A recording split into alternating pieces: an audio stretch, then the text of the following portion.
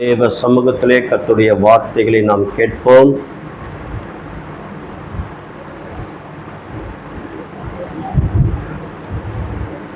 உம்மை நோக்கி பார்க்கின்றேன், உம்மை நினைத்து துதிக்கின்றேன். உம்மை நோக்கி பார்க்கின்றேன், உம்மை நினைத்து துதிக்கின்றேன். இயேசையா சோத்திரம், இயேசையா சோத்திரம், இயேசையா சோத்திரம், இயேசையா சோத்திரம். நீங்க பேசுங்க, நாங்கள் கேட்கிறோம். இயேசுவின் நாமத்தில் பிதாவே, ஆமென். அக்கா, ஆண்டவராகிய இயேசுவின் நாமத்தினாலே உங்களை வாழ்த்துகிறோம். இந்த பரிசுத்த ஓய்வு நாள் ஆராதனையிலே தெய்வத்தை உள்ளத்தின் ஆழத்திலிருந்து நாம் அவரை ஆராதனை செய்தோம். பரிசுத்த ஆவியானவர் நம்மோடு கூட அசைவாடினார். தேவ பிரசன்னம் நம்மோடு கூட உலாவிக் கொண்டு அவருடைய அபிஷேகம் நம்மேல் ஊற்றப்பட்டது. ஒரு ஆமீன் சொல்லமா? அல்லேலூயா, அல்லேலூயா. இன்றைக்கு ஆசாரிப்பு கூடாரத்தை குறித்து நாம் பார்க்க போகிறோம். அந்த ஆசாரிப்பு கூடாரம் தேவனாகிய கர்த்தர் மோசேக்கு சொல்லி அதை அவர் செய்ய சொன்னார். ஆமென். ஏன், எதற்காக ஆசாரிப்பு கூடாரத்தை அவர் செய்ய சொன்னார் என்றால், என் அன்பு பிள்ளைகளே, இந்த இஸ்ரவேல் ஜனங்கள் எகிப்திலே பார்த்தது எல்லாம் வினோதமான தெய்வங்களை, அவர்கள் விக்கிரகத்தை பார்த்தார்கள். அவர்கள் பார்க்கிற அந்த காட்சிகள் கோவில்களிலும் மற்ற இடங்களிலும் அந்த விக்கிரகத்தை பார்க்கும்போது அதுதான் தெய்வம் என்று அவர்கள் மனதிலே பதிவாகிவிட்டது. அதனால்தான் மோசே இஸ்ரவேல் ஜனங்களை விடுவிக்கும்படியாய் பார்வோனிடத்தில் வந்து அவர் பேசும்போது, தேவன் ஒரு நொடியிலே இஸ்ரவேல் ஜனங்களை கொண்டு வந்து விடலாம் எகிப்திலிருந்து. ஆண்டவர் எகிப்தி இராணுவத்தை ஒரு நொடியிலே அவர் நிர்மூலமாக்க கூடும். ஆனால் இந்த இஸ்ரவேல் ஜனங்களுக்கு, அதாவது ஆபிரகாமின் தேவன், ஈசாக்கின் தேவன், யாக்கோப்பு தேவன் என்றுதான் தெரியும். அவரை பார்த்ததல்ல, அவரை வணங்கினதும் அல்ல, அவரை தொழுது கொண்டதும் அல்ல. அவர் எப்படி இருப்பார், அவருடைய உருவம் என்னது என்று இந்த இஸ்ரவேல் ஜனங்களுக்கு தெரியாது. இஸ்ரவேல் ஜனங்கள் எகிப்திலே பார்த்தது எல்லாம் தெய்வம், அந்த விக்கிரகத்தை தான் பார்த்தார்கள். ஒரு ஆமீன் சொல்லமா? இஸ்ரவேல் ஜனங்களை விடுதலையாக்கி அந்த எகிப்தி எல்லையை விட்டு வெளியே வரும்போது இவர்கள் தொழுது கொள்ளும்படியாய், தேவனை பற்றி கொள்ளும்படியாய், தேவனை ஆராதிக்கும்படியாய் மோசேக்கு கர்த்தர் சொன்னது, ஒரு ஆசாரிப்பு கூடாரத்தை செய் என்று சொன்னார். ஒரு ஆமென் சொல்லமா? அல்லேலூயா, அல்லேலூயா. கர்த்தர் நாமத்திற்கு மகிமுண்டாகட்டும். அந்த ஆசாரிப்பு கூடாரம் நல்ல ஒரு அழகாய் அதை மோசே செஞ்சார். அதற்கு என்ன அடையாளம் தெரியுமா? மேசியா வரப்போகிறார். அந்த ஆசாரிப்பு கூடாரத்துக்கு அர்த்தம். இந்த இஸ்ரவேல் ஜனங்கள் மேசியா வருவார், அவர் ஒரு ராஜாவாய் வருவார், அவர் ஒரு மனிதனாய் வருவார், எங்களுக்கு இருக்கிற இப்படிப்பட்ட உபத்திரவத்தை கொடுத்த மனிதர்களையும் தேசங்களையும் அவர் அடித்து நொறுக்கி எங்களை விடுதலையாக்கி எங்களுக்கு ஒரு சமாதானத்தை கொடுக்கக்கூடிய வருவார் என்று இந்த இஸ்ரவேல் ஜனங்கள் நம்பிக்கொண்டிருந்தார்கள். ஆனால் மேசியா யார்? அவர் தேவன், நமக்கு தெரியும். அவர் பிதாவாகிய தேவன், நமக்கு தெரியும். இந்த ஆசரிப்பு கூடாரம் மேசியா வரப்போகிறார் என்று அடையாளமாய் காணப்பட்டபடினால் தேவன் இந்த ஆசரிப்பு கூடாரத்துக்கு ஒரு பெயரை சூட்ட சொன்னார், ஒரு பெயரை வைக்க சொன்னார்.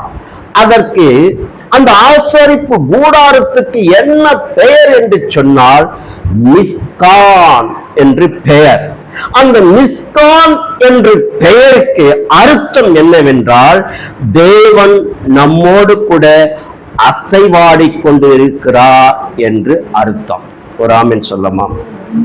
அல்லேலூயா, அல்லேலூயா. கர்த்தர் நாமத்திற்கு மகிமை உண்டாகட்டும். இந்த ஆசாரிப்பு கூடாரத்திலே தேவன் மிஸ்கான் இருக்கிறபடினால் அவர் அசைவாடி கொண்டிருக்கிறார். இந்த இஸ்ரவேல் ஜனங்கள் மத்தியிலே தேவன் அசைவாடி கொண்டிருக்கிறதை இந்த ஜனங்கள் உணரத்தக்கதாக, தேவன் இங்கே இருக்கிறார் என்று அறிந்து கொள்ளத்தக்கதாக தேவன் இந்த ஆசாரிப்பு கூடாரத்தை நிறைவு பண்ண சொன்னார். ஒரு ஆமென் சொல்லமா? ஹல்லேலூயா. கர்த்தர் நாமத்திற்கு மகிமை உண்டாகட்டும். யோவான் எழுதின சுவிசேஷம் 1ஆம் அதிகாரம், அதிலே 14வது வார்த்தை, அதற்கு முன்பாக 1வது வசனத்தையும் வாசிக்கலாம். எல்லாரும் எடுத்துக்கொள்ளுங்க. ஆதியிலே வார்த்தை இருந்தது, அந்த வார்த்தை தேவனிடத்தில் இருந்தது, அந்த வார்த்தை தேவனாய் இருந்தது. ஒரு ஆமென் சொல்லமாம்? ஹல்லேலூயா. இப்போது கீழே வாசிக்கலாம் 14வது வசனம்.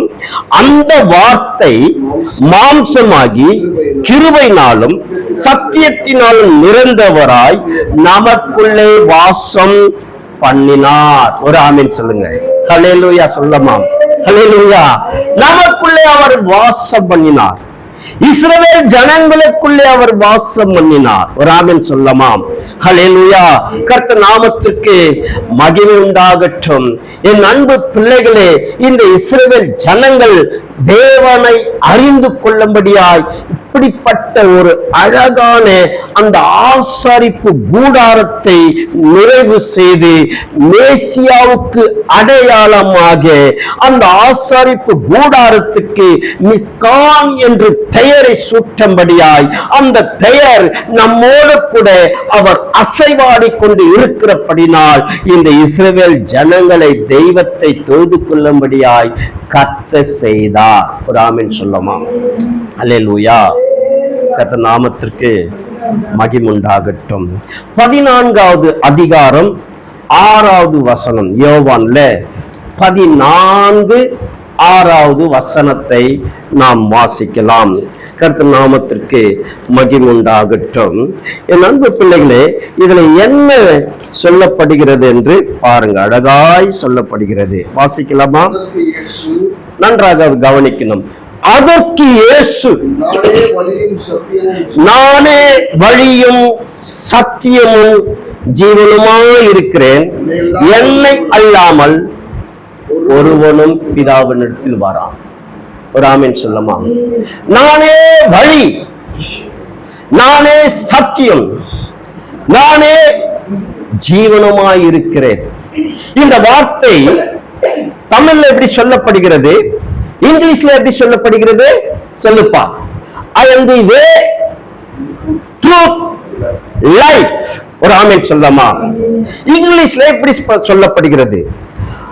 அவர்தான் வழி, அவர்தான் சத்தியம், அவர்தான் ஜீவன் என்று சொல்லப்படுகிறது. ஆனால் எபிரேய பாஷையில என்ன சொல்லப்படுகிறது என்றால், நான் என் அன்பு பிள்ளைகளே வழிக்கு எபிரேய பாஷையிலே எமட் சொல்லப்படுகிறது. எதற்கு? சத்தியத்துக்கு. எபிரேய பாஷையிலே காயின், காயின், அதாவது ஜீவனுக்கு சொல்லப்படுகிறது. என் அன்பு பிள்ளைகளே, இந்த ஆசாரிப்பு கூடாரம் வழி, பரிசுத்தம், மகா பரிசுத்தம். இந்த வழி இந்த நாளிலே, அதாவது உள்ளே இந்த வழிக்குள்ளே போக வேண்டும் என்றால் அவன் இஸ்ரவேலனாய் காணப்பட வேண்டும். புறஜாதி உள்ளே போக அனுமதி கிடையாது. இந்த காலத்தில் இருக்கிறார் பாருங்க, ஜோசுவா கூட இருந்தவர், அவர் புறஜாதிதான், ஆனால் யூதனாய் மாறப்பட்டவன். உரியா இருக்கிறார் பாருங்க, அவர் அதாவது தாவீதின் அரசாங்கத்திலே ராணுவத்தில் இருந்த மனிதன், அவரும் யூதனாய் மாறப்பட்டவன் தான். இந்த ஆசாரிப்பு கூடாரத்திலே தராக் என்ற அந்த வழியிலே உள்ளே போக வேண்டும் என்றால் அவன் இஸ்ரவேலனாய் மாறியிருந்தால்தான் உள்ளே நுழைய முடியும். ஒரு ஆமென் சொல்லமா?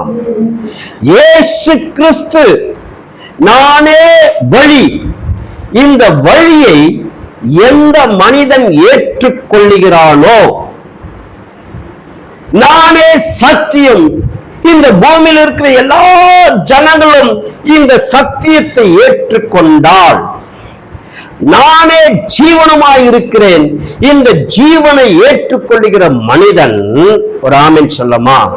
ஹல்லேலூயா, இந்த தராக் வழியிலே உள்ளே நுழைய முடியும்.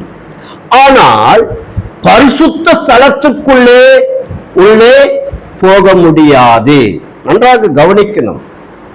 இந்த பரிசுத்த ஸ்தலத்துக்கு போகக்கூடியவர் யார் என்றால் ஆசாரியன். அந்த மகா பரிசுத்தக்குள்ளே போகக்கூடியவன் யார் என்றால் பிரதான ஆசாரியன். ஒரு ஆமென் சொல்லமா? இந்த பிரதான ஆசாரியன் அந்த மகா பரிசுத்தக்குள்ளே உள்ளே நுழையும் போது தேவன் பேசுகிற காரியங்களை கேட்டுக்கொண்டு இஸ்ரவேல் ஜனங்களுக்கு சமாதானத்தின் வார்த்தைகளை சொல்லுவார்கள். ஆமென் சொல்லமா? அல்லேலூயா, அல்லேலூயா. கர்த்தர் நாமத்திற்கு மகிமை உண்டாகட்டும். இன்றைக்கு இயேசுவை ஏற்றுக்கொள்ளவர்கள் இந்த வழியிலே வந்து இருப்பார்கள். ஆமென் சொல்லமா? இன்றைக்கு சத்தியம் உலகம் முழுவதும் போய் சேர்கிறது.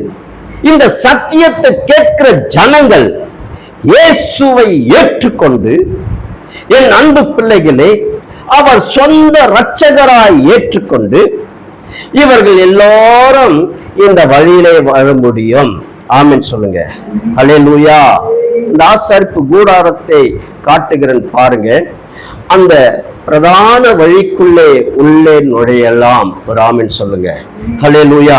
இவர்கள் எப்படி இந்த வழியை அவர்கள் பெற்றுக் கொள்ளுகிறார்கள் என்றால், இயேசு கிறிஸ்து அவர் மரித்து எப்படி அடக்கம் பண்ணப்பட்டாரோ, ஒரு மனிதன் பாவத்துக்கு மரித்து, ஹல்லேலூயா, அவரோடு கூட சிலுவையில் அறையப்படுகிறான்.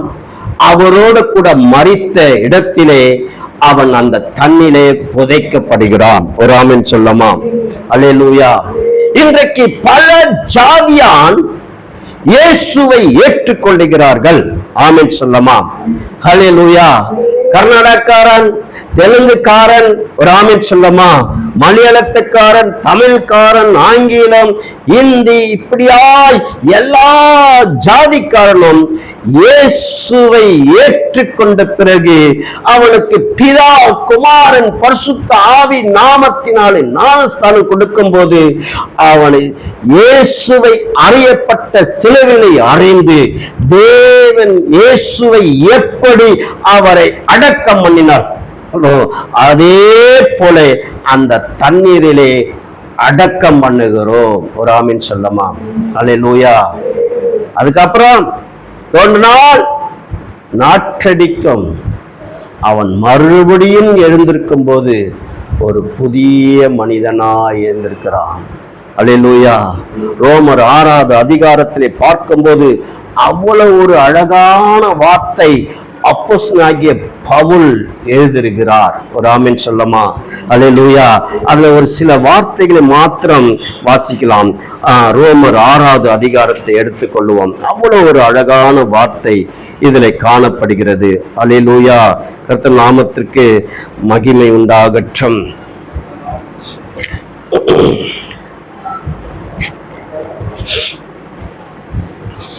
வாசிக்கலாம் 2வது வசனத்தை. பாவத்துக்கு மரித்த நாம் இனி அதிலே எப்படி பிழைப்போம்? நன்றாக கவனிக்கணும். 2வது வசனம், 3வது வசனம். கிறிஸ்து இயேசுக்குள்ளாக ஞானஸ்தானம் பெற்ற நம் அனைவரும் அவருடைய மரணத்துக்குள்ளாக ஞானஸ்தானம் பெற்றதை அறியாமல் இருக்கிறீர்களா? பாருங்க, எவ்வளவு ஒரு அழகான வார்த்தை. நம் ஞானஸ்தானம் எப்படி பெற்றிருக்கிறோம்? அவருடைய மரணத்துக்குள்ளாக. ஒரு ஆமென் சொல்லமா? அல்லேலூயா. அவருடைய மரணத்துக்குள்ளாக நாம் ஞானஸ்தானத்தை பெற்றிருக்கிறோம். ஆமென். இந்த பெற்ற நாம் அந்த இன்றைக்கு ரட்சிக்கப்பட்டவர்கள் உள்ளே இருந்து வெளியே பார்க்கிறார்கள். வழிக்குள்ள வந்துட்டார்கள். வழிக்குள்ள வந்துட்ட பிறகு வெளியே பார்த்தால் பழைய நண்பர்கள் இருக்கிறார்கள். ஒரு ஆமென் சொல்லுங்க. உள்ளே வந்த பிறகு எட்டி எட்டி பார்க்கலாம் வழியில என்று. ஆனால் எமட்டுக்குள்ளே வந்த பிறகு அந்த வழியை பார்க்க முடியாது. சத்தியத்தை உண்மையாய் பெற்றுக் கொள்ளுகிறவன் அந்த எமட்டுக்குள்ளே வரும்போது வெளியே பார்க்க முடியாது. ஆனா வெளியே இருக்கிறவர்கள், அதாவது வழி உள்ளே இருக்கிறவர்கள் வெளியே பார்க்கலாம். உடனுக்குடன் ஓடுவார்கள். பழைய நண்பர்கள் கிட்ட பேசுவார்கள்.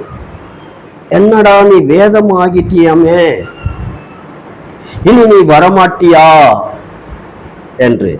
அதெல்லாம் இருக்கட்டும்.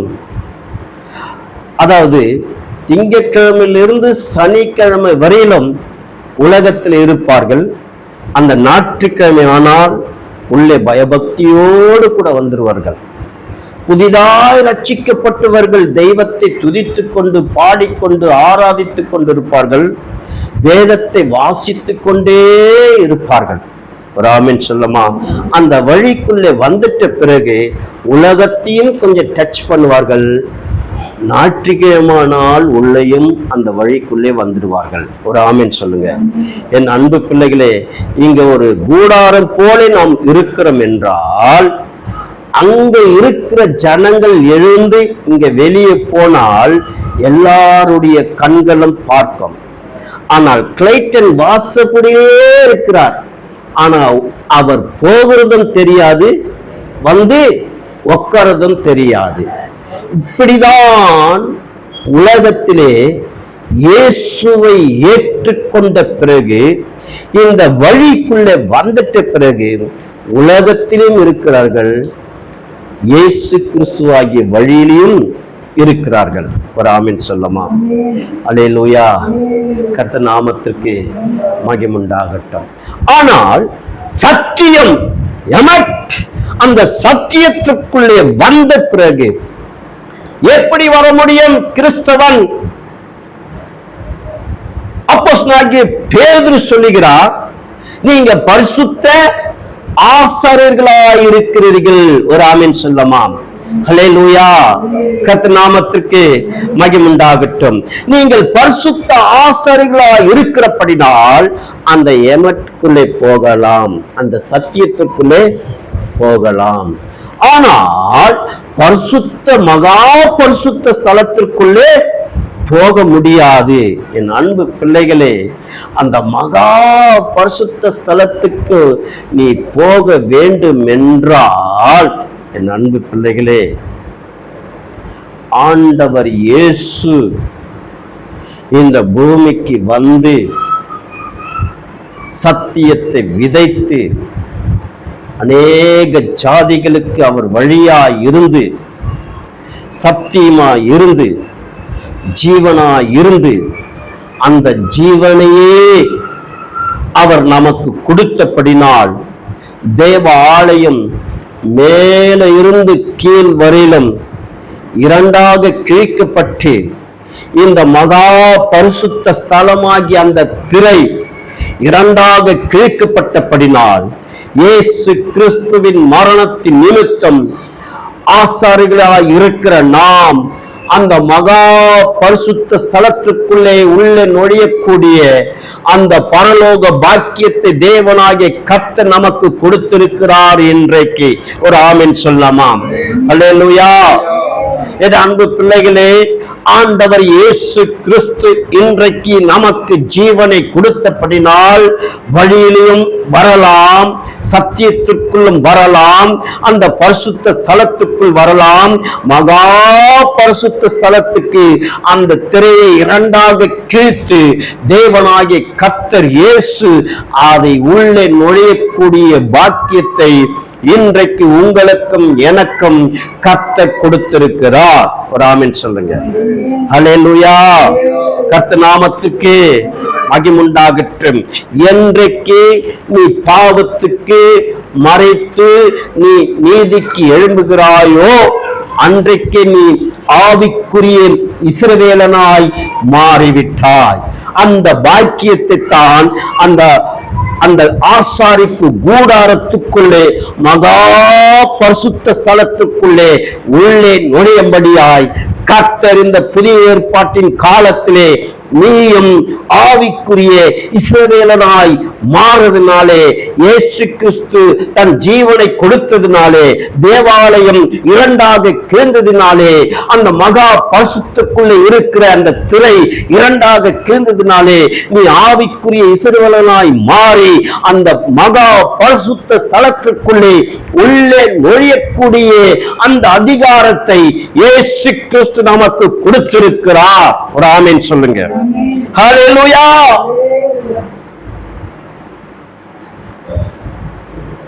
இந்த பாக்கியத்தை பெற்றுக் கொண்டிருக்கிற சபையாரே,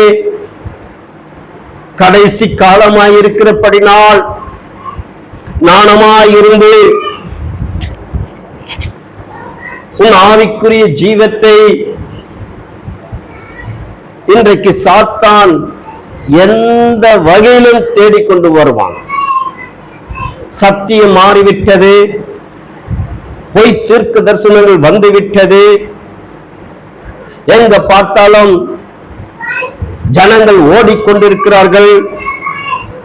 உனக்கு கொடுத்த இந்த பெரிய மகா பெரிய பாக்கியத்தை இழந்தடாதபடி உன் ஆவிக்குரிய ஜீவித்தில் வளர்ச்சியடைந்து இந்த கடைசி காலத்தில் நடக்க போகிற பயங்கரமான சம்பவங்களிலே அதையிலிருந்து பாதுகாக்க வேண்டும் என்றால் இயேசு ஒருவர்தான் அவரை பற்றி கொண்டிருக்கிற ஜனங்களுக்கு பாக்கியவானாய் பாக்கியவதையாய் மாறிவிடுவார்கள். ஆமென் சொல்லுங்க.